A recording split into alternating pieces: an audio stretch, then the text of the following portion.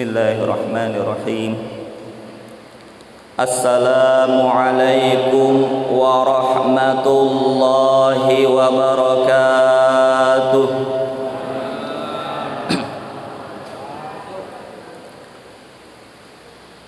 Alhamdulillahi rabbil alamin. Wabihi nasta'inu ala umurid dunya waddin.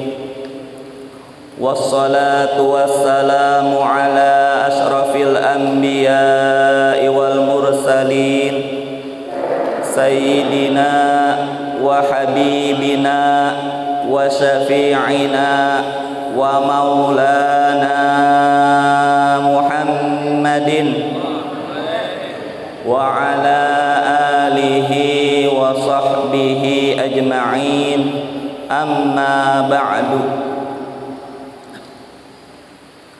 Faqad qala Allah ta'ala fil Qur'anil Karim, a'udzu billahi minasy syaithanir rajim.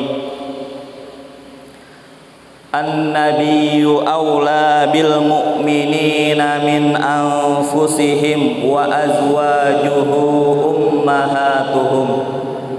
Al-ayah. Wa qala ta'ala aidan, qul in kana aba'ukum wa abna'ukum wa ikhwanukum wa azwajukum wa ashiratukum wa amwalun iqtaraftumuha wa tijaratun takhshawna kasadaha wa masakinu tardawnaha ahabba ilaikum minallahi wa rasulihi wa jihadin fi sabilih fatarabbasu hatta ya'tiyallahu bi amrih wallahu la yahdil qaumal fasiqin. Wa qala Rasulullah sallallahu alaihi wasallam, la yu'minu ahadukum hatta akuna habba ilaihi min walidihi wa waladihi wan nasi ajma'in. Sadaqallahu wa sadaqa rasuluhun nabiyyu sallallahu alaihi wasallam wa nahnu ala dzalika minasy syahidin wasyakirin walhamdulillahi rabbil alamin. Hadratil mukarramin wal muhtaramin, para asatidzah wal ustazat, para hujjaj wal mu'tamirin, para tokoh masyarakat yang dimuliakan Allah Subhanahu wa taala, para imam, para muadzin, para jamaah, baik kaum muslimin dan muslimat yang semuanya dimuliakan Allah Subhanahu wa taala. Alhamdulillah. Wabil khusus yang teristimewa Ketua DKM Masjid Jami' Ar-Raghibin sekaligus Ketua RW 07 Kelurahan Rorotan Ayahanda Bapak Haji Jailani Mas'ud, mudah-mudahan senantiasa diberikan nikmat sehat wal afiat, diberikan keberkahan, panjang umur untuk taat, rezeki yang halal, anak keturunan yang saleh dan salihat. Amin ya rabbal alamin. Wabil khusus para guru yang kami muliakan yang telah hadir pada hari ini, guru kami yang tercinta Al-Ustaz Ahmad Zakaria Al-Ansari, Al-Ustaz Haji Muhammad Tahir, Al-Ustaz Ahmad Syafi'i Zubair, Al-Ustaz Ahmad Syatibi, Al-Ustaz As'ad, dan Al-Ustaz yang lainnya yang tidak dapat saya sebutkan namanya satu persatu. Mudah-mudahan semuanya diberikan panjang umur, diberikan keberkahan, diberikan nikmat sehat walafiat, kemurahan rezeki, keberkahan di dunia dan di akhirat. Amin ya rabbal alamin. Juga ibu-ibu yang dimuliakan Allah dan jamaah sekalian, alhamdulillah pada hari ini tidak terasa tahun demi tahun telah kita lewati, yang sudah ulang tahun ke-50, ke-17, macam-macam. Pokoknya ada yang ulang tahun dan ada yang belum ulang tahun ya.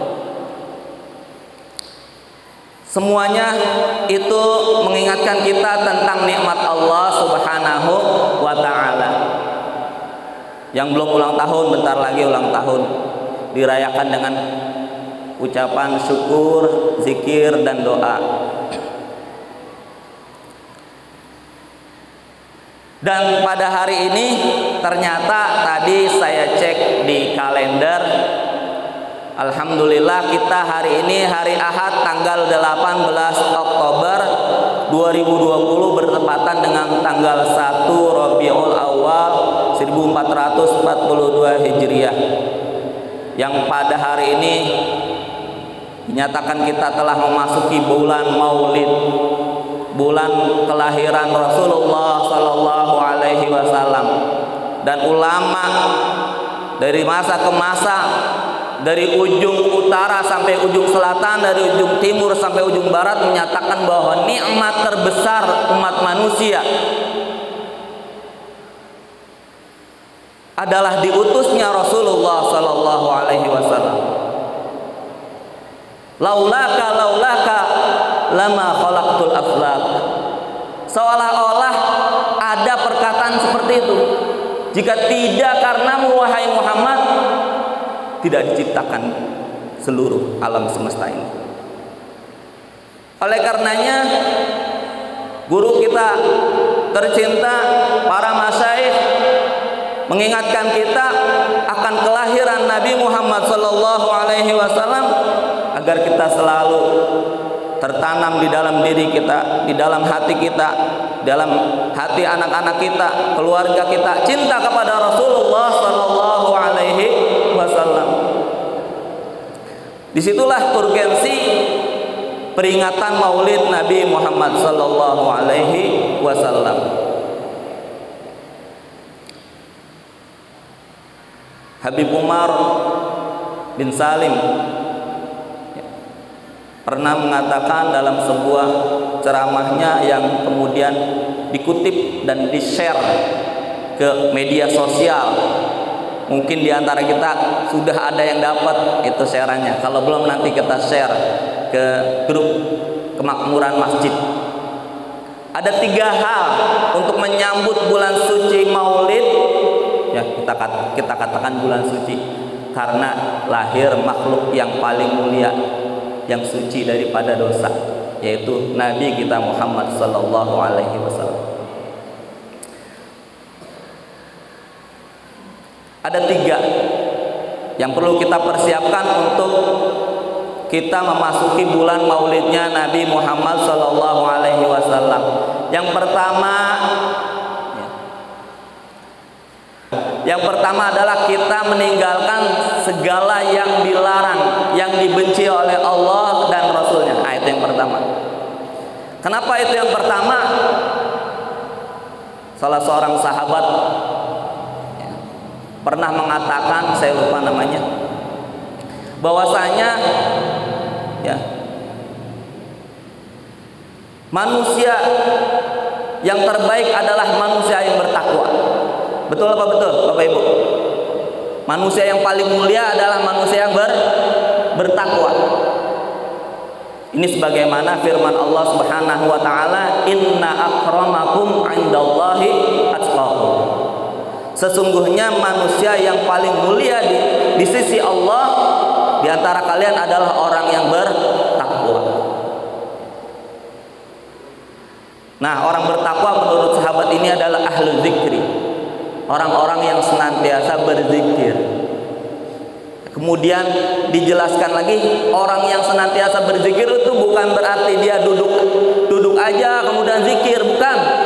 Tapi dia yang paling utama adalah meninggalkan larangan Allah, meninggalkan apa yang dibenci oleh Allah dan Rasulnya. Itu.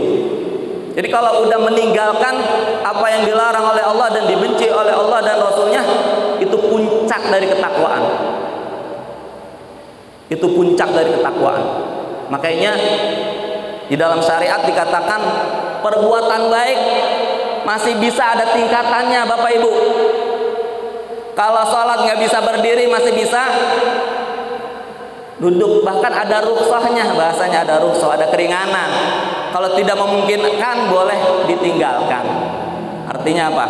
Kewajiban itu bisa ditinggalkan jika ada sesuatu yang lebih darurat, lebih urgen, menyangkut kehidupan atau 5 tujuan syariat, diantaranya adalah nyawa manusia. Jadi kalau ada kita lagi sholat, anak kita mau kecemplung di lubang sumur, itu berhenti sholatnya. Jangan sholat baik, ya, orang Bekasi. Jangan sholat baik, anak kita nyemplung, kita ntar juga Allah yang nyelamatin. Bukan begitu, ya. Jadi ada ikhtiarnya dari kita. Sholat kan masih bisa ditunda, waktunya ada namanya ikhtiari, pilihan, ya. Oke. Sedangkan meninggalkan kemaksiatan nggak ada toleransinya, nggak ada toleransinya. Ya. Kalau udah minum khamar 1 tetes pun itu dosa. Bahkan ya, yang paling sadis adalah riba. Pelaku riba, bukan hanya pelaku riba, yang menjadi saksi, yang nyatet, dan apalagi ya, yang berkaitan dengan riba dia termasuk. Bahkan riba itu dosa besar. Nah, ini bahaya. Di dalam kaedah Islam mengatakan dalam melaksanakan ketaatan masih ukurannya mastata'tum, semampu kamu. Ya. Bahkan rukun aja, rukun Islam yang kelima haji kan wajib seumur hidup sekali. Tapi kalau punya kemampuan untuk melaksanakannya, kemarin kurban juga, ya kan? Setahun sekali, itu pun kalau punya kemampuan untuk melaksanakannya. Kalau enggak boleh dipaksakan. Sedangkan meninggalkan kemaksiatan tidak ada toleransi sedikit pun. Tidak ada toleransi sedikit pun. Walaupun nyawa taruhannya, bahasanya gitu. Walaupun nyawa taruhannya. Itulah yang kemudian menjadi halawatul iman. Tanda nikmatnya, manisnya iman adalah seseorang yang tidak mau kecebur dalam kemaksiatan, dia lebih suka ya dalam bahaya atau musibah daripada dia tercebur kepada kemaksiatan. Dia lebih baik daripada dia lebih baik disiksa daripada ya. Kita ambil contoh Nabi Allah Yusuf, lebih baik saya as-sijnu ahabbu ilayya. Penjara lebih aku sukai daripada aku bermaksiat kepada Allah Subhanahu wa taala. Jadi puncak daripada ketaatan adalah orang-orang ahlu zikir. Nah, orang-orang ahlu zikir adalah intinya adalah mereka yang meninggalkan larangan Allah Subhanahu wa taala. Ini yang ditekankan oleh guru kita Habib Umar bin Salim, yaitu mari senantiasa kita bersihkan diri kita dengan mulai sejak hari ini niat dengan kuat tidak bermaksiat, tidak melanggar larangan Allah dan Rasulnya, tidak melakukan yang dimurkai Allah dan Rasulnya. Insya Allah. Yang kedua adalah tadi saya katakan adalah menuntut ilmu syariat. Mungkin di bulan-bulan lain kita malas, di bulan-bulan lain kita jarang ke majelis ilmu. Di bulan Maulid ini kita harus lebih rajin, lebih giat untuk belajar ilmu agama, belajar syariat. Syariat itu Bapak Ibu ada 3 jangkauannya, ada 3 dimensinya. Yang pertama adalah akidah, tauhid. Tauhid itu kalau dikaji luas banget, udah sampai mana pengkajian kita. Bahkan para ulama mengatakan 99% isi Al-Quran adalah tauhid, adalah tentang keesaan Allah, tentang hari akhirat. bahkan 100% kalau katakan. Karena Quran itu adalah kalamullah. Kembali lagi, berbicara Quran adalah kalamullah. Dia adalah firman Allah. Udah tauhid itu.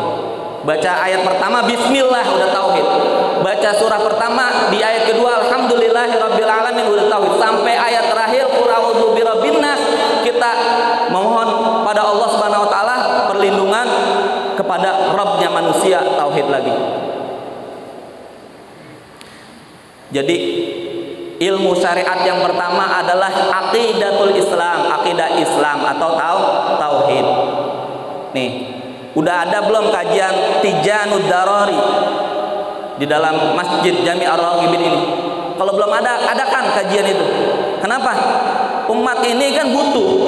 Kalau masjid nggak menyediakan, wah nanti pengurusnya ditanya, kenapa kamu tidak menyediakan kajian tauhid?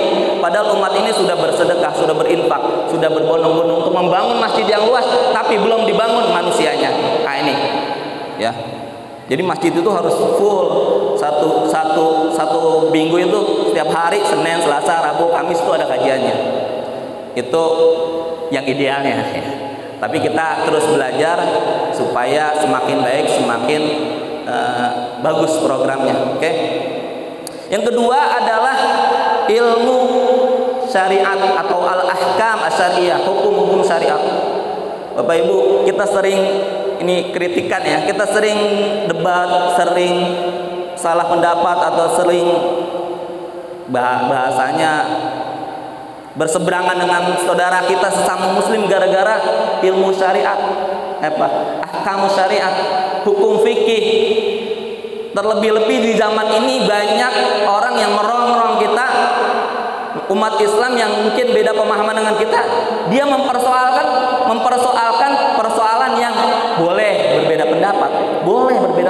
Ini dipersoalkan seolah-olah nggak boleh. Ini harus paham, makanya mana yang boleh berbeda pendapat, mana yang nggak boleh. Ya. Jadi ilmu syariat ini kalau kata para ulama cuman 10% saja dari ajaran Al-Quran. 100%-nya tauhid, 90%-nya tentang akhirat, 10%-nya ilmu syariat. Tapi segitunya orang pada berantem karena perbedaan pendapat. Jangan bingung, jangan pernah heran. Imam Abu Hanifah dengan muridnya Imam Malik punya 1.300 perbedaan pendapat. 1.300 perbedaan pendapat. Ya, apalagi zaman sekarang. Ya, jadi hal-hal yang ijtihadi boleh berbeda pendapat, jangan diributkan. Masih banyak persoalan yang belum kita selesaikan untuk kemajuan umat Islam. Intinya kita harus saling toleransi. Kenapa kita enggak pada berantem, pada ribut, pada apa? Kita enggak paham. Kita belum paham. Makanya perlu ada kajian namanya Fathul Qorib. Ya, kita fikih mazhab Syafi'i, minimal mazhab Syafi'i dulu, karena 90% di Indonesia ini mazhab Syafi'i. Nah, alhamdulillah sepertinya sudah ada di malam Senin itu kajian fikih mazhab Syafi'i. Ya, di kajian para remaja. Nah, itu untuk kita bisa saling memahami mana yang boleh berbeda pendapat, mana yang enggak boleh. Salat subuh 2 rakaat enggak boleh berbeda pendapat, Bapak Ibu, ya. Gua 10 aja dah biar lebih banyak pahalanya. Nggak bisa, ya, nggak bisa. Walaupun lebih banyak pahalanya, kata dia, syariat yang model seperti itu udah tetap tidak bisa berubah. Kemudian ulama membagi, kalau yang nggak bisa berubah disebut syariat, kalau bisa berubah disebut fikih, ilmu fikih. Yang ketiga adalah akhlak, ya, akhlak atau moral. Nah, inilah kemudian diringkas akhlak itu menjadi humanity, kemanusiaan, ya, karena hubungannya antara manusia dengan sesama manusia. Yang syariat tadi, kita ibadah itu ada kaitannya dengan manusia juga, tapi 100% itu lillah karena Allah Subhanahu wa taala, nggak boleh dicampurin. Tapi akhlak ini murni kepada manusia, tapi ada kaitannya juga dengan Allah Subhanahu wa taala. Itu yang disebut nanti ihsan. Ka'annaka tarah. Engkau beribadah, engkau berjalan di muka bumi seperti engkau melihat Allah. ketika melihat hamba Allah, ini makhluk Allah, nggak boleh saya menyakiti dia, saya harus menyayangi dia sebagaimana Allah menyayangi dia. Nah itu. Kadang kita benci aja nih sama orang nih, ya. Seburuk-buruknya orang, dia makhluk Allah, ya. Kalau ada kesalahan, bagaimana sepinter-pinter kita ngajak dia supaya jadi orang yang benar, bukan dibenci. Semakin dibenci, kira-kira orang semakin dekat nggak sama kita? Ini logikanya.